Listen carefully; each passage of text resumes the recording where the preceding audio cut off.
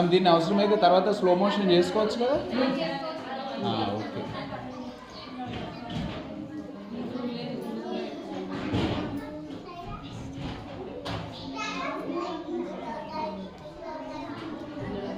ఇటు చూడండి ఒకసారి.